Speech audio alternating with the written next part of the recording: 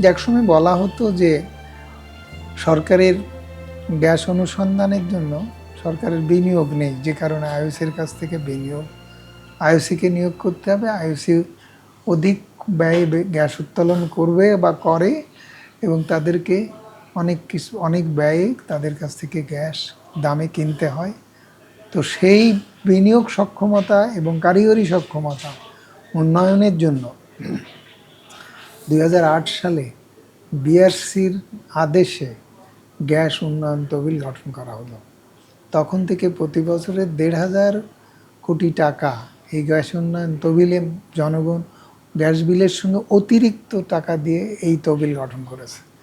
2022 সালের দিকে দেখা গেল যে এই তহবিলে 65% টাকা খরচ হয়নি, 35% অর্থ খরচ হয়েছে বিদেশি কোম্পানিকে দিয়ে গ্যাস উত্তোলন করানো হয়েছে তার বিল দিয়ে।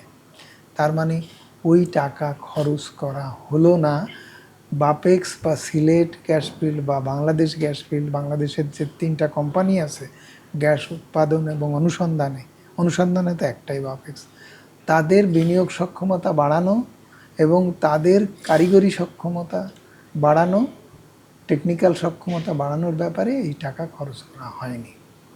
তো যদি আপনি এইভাবে টাকা খরচ না করেন আর যদি বলেন যে তারা সক্ষম নয়, এই সবিরোধিতার শিকারই হচ্ছে জাতীয় কোম্পানি বাপেক্স। এইটা হচ্ছে মূল কথা। এবং কারা আইওসির কাছ থেকে গ্যাস কিনতে আগ্রহী এবং যে কারণে দেশীয় কোম্পানিকে পঙ্গু করে রেখেছে, এই যে তারা পঙ্গু করে রেখেছে এইটা তো প্রমাণিত। এই গ্যাস উন্নয়ন তহবিলের টাকা ব্যবহার না করা এবং 35% টাকা খরচ করেছে, তাও দেশীয় কোম্পানির সক্ষমতা বৃদ্ধি করার কাজে খরচ করা হয়নি। তারা আগে যেরকম ছিল সেরকমই রয়ে গেছে। তাদের কোনো প্রসপেক্টিভ ব্লক অনুসন্ধানের দায়িত্ব দেওয়া হয়নি। বলা যে তারা পারবে না, স্থলভাগের গ্যাস অনুসন্ধান তারা করতে পারবে না, এইটা তো কেউ স্বীকার করে না।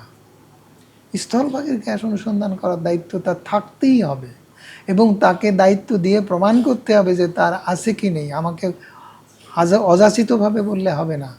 আমি সাতক ইস্টের গ্যাস অনুসন্ধান জয়েন্ট ভেঞ্চার করতে কেন গেলাম নাইকোর সঙ্গে?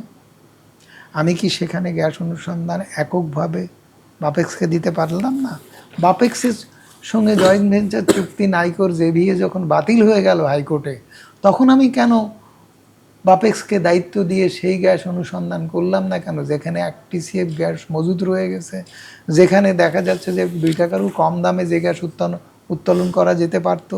আজকে সেই গ্যাস যদি উত্তোলন করে গ্রিডে আসতো তাহলে 5 বছরের জ্বালানি নিরাপত্তা নিশ্চিত হয়ে যেত। তো এইভাবে জাতিকে গ্যাস সংকটে ফেলে জাতির জ্বালানি নিরাপত্তা বিপন্ন করে যে সংকট বা যে দুর্ভোগ সৃষ্টি করা হয়েছে, সেটা কি মানবাধিকার বিরোধী নয়?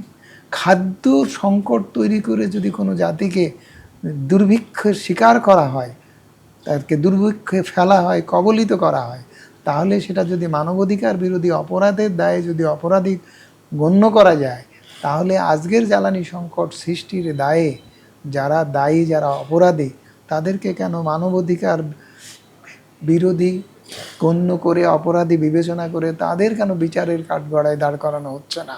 এই প্রশ্নটা সার্বজনীন হতে হবে।